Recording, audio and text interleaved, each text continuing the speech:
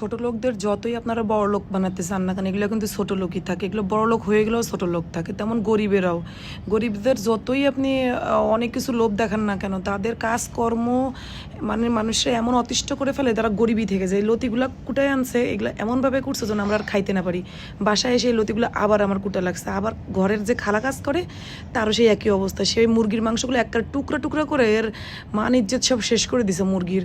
কি আর করার। হ্যালো, আসসালামু আলাইকুম এভরিওয়ান। কি অবস্থা সবার, কেমন আছেন? আশা করছি সবাই ভালো আছেন। আজকে একটা ব্লগ নিয়ে আপনাদের সামনে হাজির হয়েছি, কিছু কথা নিয়ে আর কিছু টিপস অ্যান্ড ট্রিক্স তো থাকেই আমার ভিডিওতে। তো আমার আজকে খুব বিরক্ত লাগতেছে, কারণ যেহেতু আমি লতি নিয়ে আসছি, সেই লতিগুলার গুষ্টি উদ্ধার করে তুষ্টি বানিয়ে ছেড়ে দিছে। আর এই মুরগিগুলোরও এমনভাবে কাটছে যে মুরগির মান ইজ্জত সব শেষ করে দিয়েছে। এভাবে কেউ মুরগি কাটে? তারপরও যাই হোক, কোনোরকম রান্নাটা শেষ করব। শেষ করে আজকে একটু বাইরে যাব। এদিকে দেখি যে আমার এগুলোতে পোকায় ধরে গেছে, তো এগুলো আবার রোদে দিচ্ছি।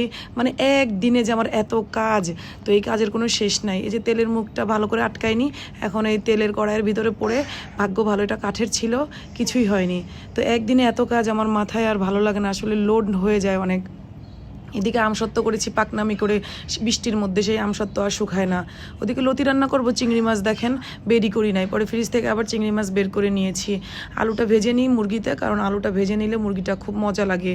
সবসময় চেষ্টা করবেন আলু ভেজে দেওয়ার জন্য, যে কোনো মাংসে আলু ভেজে খেলে খুব মজা। আর এই যে বরফ আলা আপনার চিংড়ি মাছ, সেটাকে পানি দিয়ে রেখেছিলাম, পানি দেওয়ার সাথে সাথে খুলে গেছে, খুলে গিয়ার সাথে সাথেই আমি রান্না করে ফেলেছি।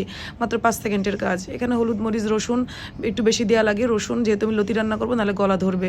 আর গুঁড়ামরিচ দিয়ে ভালো করে কষায় কাঁঠালের বিচি দিয়ে আমি আজকে রান্না করেছি। কাঁঠালের বিচিটা সিদ্ধ হয়ে গেলেই আমি লতিটা দিয়ে দিব। লতিটা দেওয়ার পরেই আমার কিন্তু লতিটা বেশিক্ষণ লাগবে না সময় হয়ে যেতে। আর এদিকে মুরগির মাংস আমি প্রায় রেডি করে ফেলছি, অথচ দেখেন আমার রসুন বাটাই নাই, অথচ আমি লতি রান্না করতেছি। পরে তাড়াতাড়ি রসুন বাটাটা রেডি করে এখানে ব্লেন্ড করে নিয়ে এর ভিতরে সাথে সাথে ঢেলে দিয়েছি। আসলে ব্লেন্ডার থাকলে যা হয়। তো এরপরে আমি আপনাদের সেই লতি যেটা আমি বেছে আবার পরিষ্কার করে এর ভিতরে দিয়ে রান্না করে ফেলতেছি, কারণ আমি একটু বাহিরে যাব। আর বাহিরে যে কী করব সেটা অবশ্যই দেখবেন, কারণ আমার বাসা যে মেয়েটা কাজ করে সে চলে যাবে, তার 7 দিনে তার মাথা গরম হয়ে গেছে। আর এই মেয়েদের এরকমই অবস্থা হয়, এদেরকে রাইখে আসলে কোনো শান্তি পাওয়া যায় না। এদের নিয়ে যত বিপদ, তো তাদের জন্য আবার কিছু কেনাকাটা করতে যাচ্ছি, কারণ যতই রাখছে তাতে কী হয়েছে, মনের মধ্যে তো অশান্তি লাগে, ওরা কিছু কিনে দিতে হবে। মানে আমরা যারা যা করি আর কি, আমাদের না কিনে দেওয়া পর্যন্ত কোনো শান্তি নেই।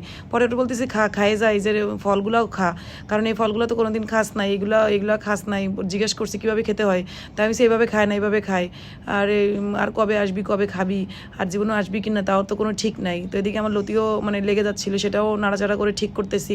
একদিকে মানে কত মানে মেয়েদের খেয়াল রাখতে হয়, সেটা হলো মানে ভাববার বিষয় আর কি। তারা যারা কাজ করে তারাই জানে। এই যে দেখেন লিফটে ওঠার সাথে সাথে সে বসে গেছে, কারণ লিফটে নাকি তার মাথা ঘুরায়।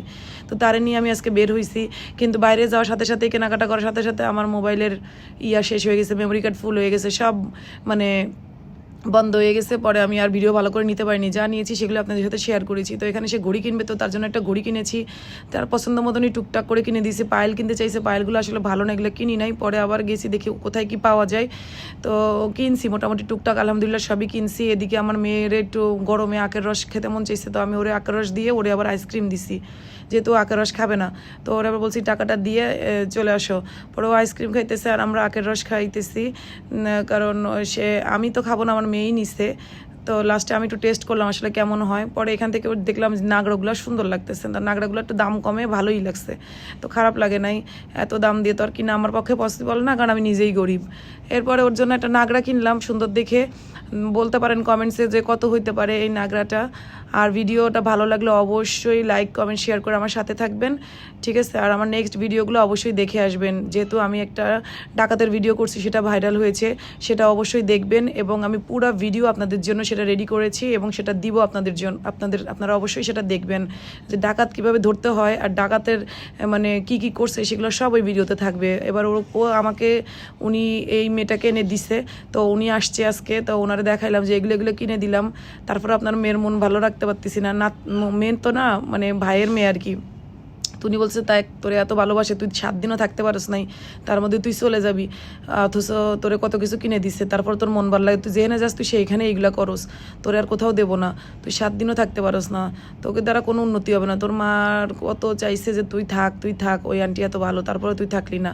উনি ভালো করে চেক করে দেখতেছিল আসলে কি কি জিনিস কিনছি, ওনারও ভালো লাগছে যে আমি এত কিছু কিনে দিয়েছি 7 দিন থেকে, আমার নাতিও তো 7 দিন থাকছে বা 4 মাস থাকছে, তাও তো এত কিছু কিনে দিনি, আর তুই দেখ কত কিছু পাইছস, তারপরে তুই চলে যাবি না, থাক কত কিছু বুঝাইছে, তারপরে কে বুঝে কার কথা, কে শুনে কার কথা।